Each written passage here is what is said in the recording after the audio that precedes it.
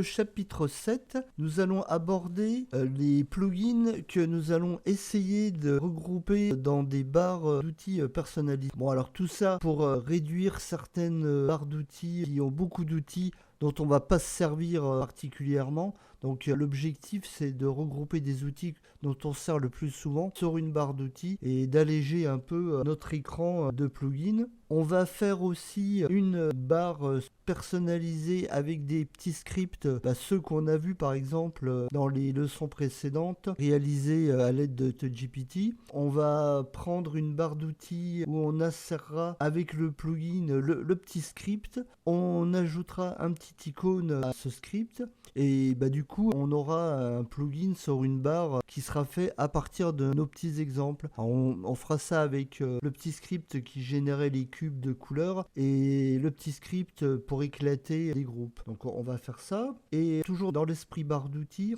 on va commencer par ça même. On va faire une barre d'outils où on insérera certains composants avec des petites vignettes. Donc on pourra glisser ensuite ces petits composants directement de la barre d'outils sur la scène. Donc c'est parti. Pour ça, là je suis sur ma dernière version 2023, mais on va partir sur la version 2022, laquelle on avait vu assez allégée de plugins. Et comme on va redémarrer plusieurs fois SketchUp pour actualiser les barres, ça sera beaucoup plus rapide. Donc on va partir de cet exemple-là. Donc sur SketchUp 2022. Alors, un exemple d'une petite barre que j'ai personnalisée avec une chaise. Alors si je viens cliquer sur la chaise, elle vient directement s'insérer. Donc on retrouve la même chose ici. En fait la barre je l'ai appelée Jack. Et si je viens cliquer sur chaise, hop, voilà. Donc en fait il y a un menu qui est dans extension et un menu qui est lié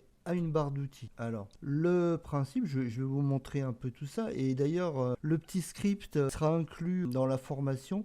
Et je vais vous montrer comment ajouter d'autres composants et allonger la barre d'outils avec tous les composants que vous souhaiterez. Alors, d'ailleurs, comme on voit ici, j'ai une barre d'outils avec des outils et des composants que je peux venir insérer. Alors, cette barre d'outils, on peut même y aller comme je vous avais montré par le biais de la console Ruby personnalisée aussi. Alors, et là, dans Tools, on a Open, Plugin, Extension Folder, c'est-à-dire le répertoire où sont installés les plugins. Donc, je clique et voilà. Donc, mon plugin, il s'appelle Bar. Ce que je vais faire, je vais l'éditer. Moi, j'utilise Notepad+, c'est ce que j'avais déjà indiqué.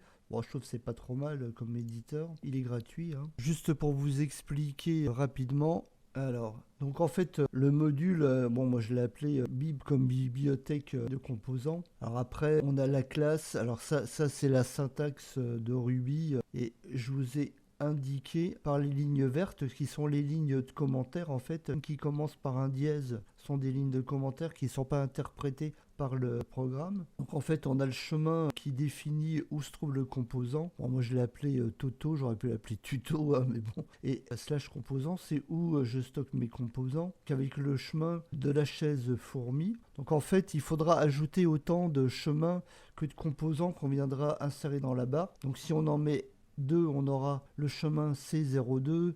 Si on en met 3, C03, etc. Pareil, on copiera aussi la définition du composant.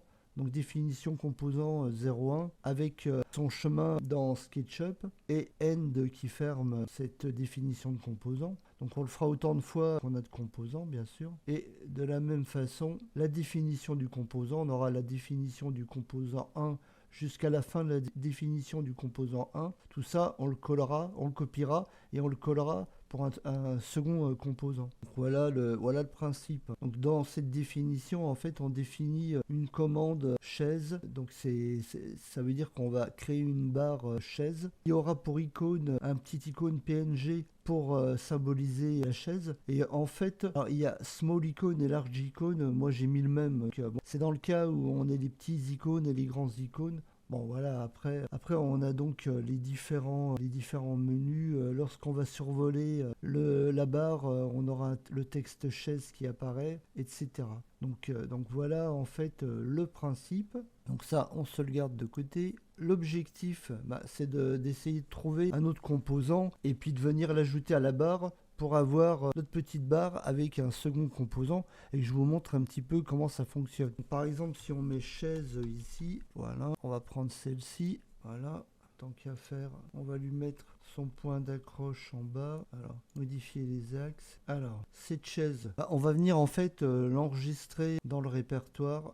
Alors, enregistrer sous. Alors, ce que je vais faire pour aller plus vite, hop, on va copier ce répertoire. Je fais enregistrer sous, CTRL V, je le colle ici. Voilà, Toto, composant, et on va l'appeler tabouret. J'avais déjà fait un essai. Donc on l'enregistre, voulez-vous le remplacer? Voilà. Maintenant j'ai mon composant. Alors pareil, pour gagner du temps, j'ai dessiné le petit icône de la chaise. Donc ce que je vais faire, 32 par 32 pixels. Donc je vais faire un copier. On va revenir dans nos dossiers plugins. Alors le plus simple, on va faire ça.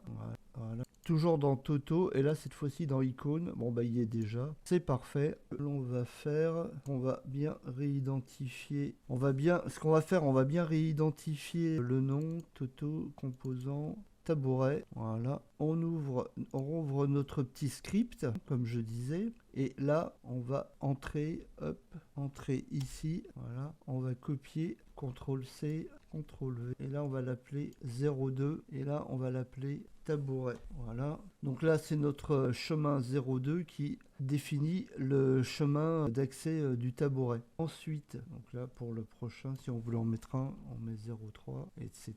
Donc je copie ceci, un petit CTRL C, je fais entrer, un petit CTRL V, et là pareil, simplement je vais l'appeler composant 2 et 2. Voilà, donc là j'ai défini mon composant. Maintenant, je vais définir tous ces éléments dans la barre, etc. Ces indications. Donc, je fais un petit CTRL-C, un CTRL-V, définition du composant 2 et fin du composant 2. Ici, ça sera tabouret. Voilà. Ici, ça sera tabouret. Voilà, il nous le propose. Si je tape un T, il nous propose. Donc, je double-clique.